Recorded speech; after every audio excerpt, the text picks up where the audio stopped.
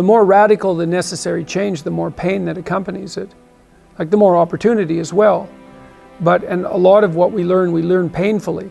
And so it's not surprising that people shrink away from learning.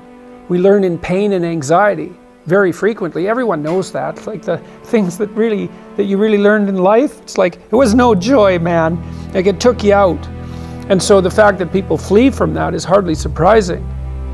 But it doesn't help, that's the thing. It just stores up the catastrophe for later. And so the better idea is to eat a little poison every day so that you don't have to overdose in a month. It's something like that. And it is the case that I think because you aren't forced to, first of all, you don't learn unless you're forced to learn. I know there's alternatives to that. There's the voluntary search for knowledge, and that's a fine thing, and that is an antidote to this. But apart from that, speaking more practically, you tend not to learn unless you're forced to learn, and what you tend to learn by force are difficult lessons. And so people are very prone to not seek that out. It's not surprising, but it's because they don't understand the consequences very well. It's because they're convinced that there's some way of forestalling the necessary learning, and there isn't any way of forestalling it. All you do is make it worse in the future. You make yourself smaller, and you make the lesson harder. And so that's why in so many religious doctrines there's emphasis on humility. And humility isn't to debase yourself. It's to understand that you don't know enough so that your life isn't going to be miserable. And so every chance you get to grab something new that will help you along your way, you should take it as fast as you can. But you have to have a very tragic, I would say, view of reality, and also a harsh one, because it's not just tragedy, it's also malevolence. You have to understand that those are waiting for you, and that makes you desperate enough to learn, and that might make you desperate enough to fall out of your ideology. But that's a hard way of looking at the world. It beats living through it, though. Your best bet is truth, but that doesn't necessarily mean that's always going to do the trick. Right? I mean, sometimes you go fight a dragon and it eats you. And if you being eaten wasn't a real possibility, it wouldn't be a real fight. And so you see people, like I've seen people in my clinical practice sometimes. I had one client in particular who was undergoing a particularly vicious divorce with someone who was really seriously inclined to take him out and would do pretty much everything at her disposal to do so. And I strategized with him for about 3 years. And we did everything, and hyper carefully. He was a very conscientious and diligent person, and he put into practice everything that we discussed and strategized, and he still he got backed into a corner so hard that I didn't know how to help him anymore. So I would say, however, that he was a very truthful person throughout that, and one thing he did do was, part of it was a custody battle, and he did manage, despite his decline in consequence of being repeatedly cornered, I would say, he did manage to establish what I think was a lasting relationship with his kids. So he might have got enough out of what he did to justify it, even though the whole landscape was pretty awful. I think that not lying is your best bet. But life is hard and people get run over, and it doesn't necessarily mean that you're going to emerge in any obvious sense triumphant. But if you take the alternative path, especially when you're facing severe tribulations, let's say, and you complicate those with deceit, you can be sure that whatever tragedy that you're confronting is going to turn into not only tragedy, but something very much akin to hell. And so you might be able to at least minimize the degree of suffering, even if you can't overcome it or transcend it. And that's something, So there's this notion in the Old Testament that morality is following a sequence of prohibitions. There's a bunch of bad things you shouldn't do, and then basically you're good enough. And I think there's wisdom in that. I think that's kind of where children start, right?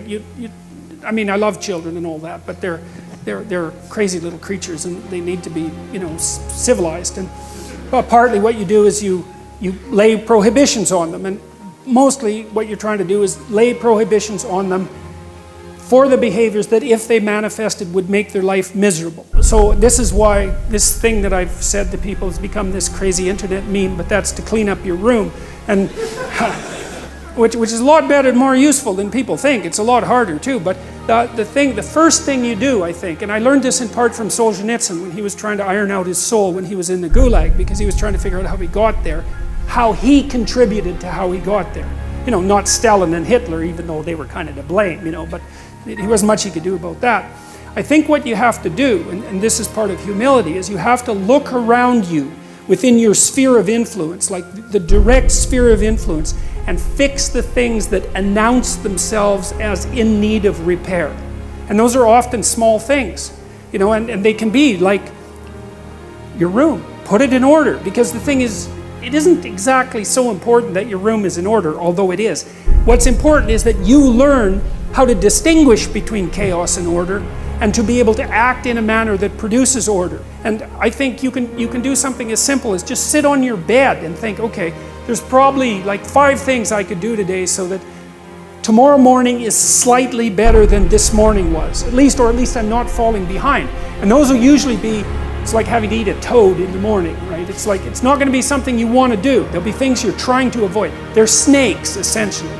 But if you ask yourself, like you're asking someone, which I think is a form of prayer, if you ask yourself, instead of telling yourself, what is it that I could do to set things more right today, that I would actually do, it's usually some small thing because you're not that disciplined, then you can go do it.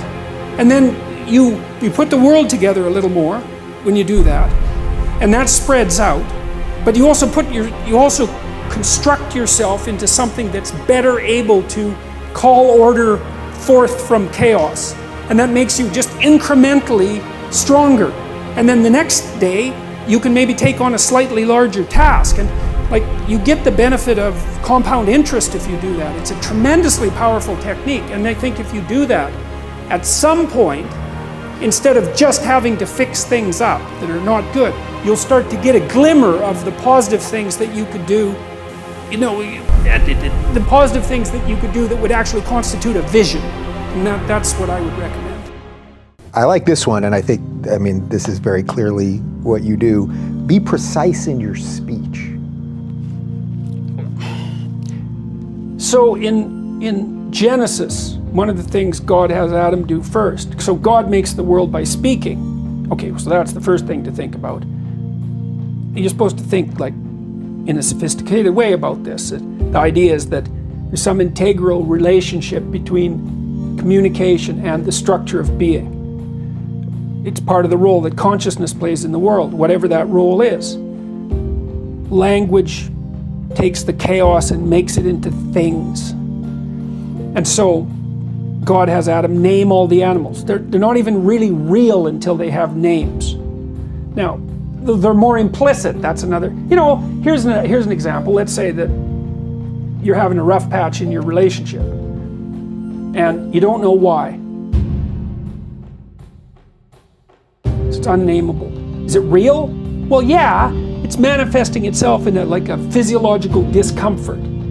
Then you talk about it and you name it. It's like, it goes from this blurry thing that's kind of potential, it goes snap, and then it's this thing, right? And then that's a horrible thing. It's like a little poisonous thing, but it's not a whole foggy cloud of potential poison. It's like this little sharp poison thing. And then you think, okay, it's real. It's a little monster, but it's not, it's little at least, and now probably we can do something about it if we can admit to it. So it's this precision that specifies. And like, so this is a little bit of the Voldemort effect, right? Since you're a Harry Potter guy, they wouldn't name him. Right.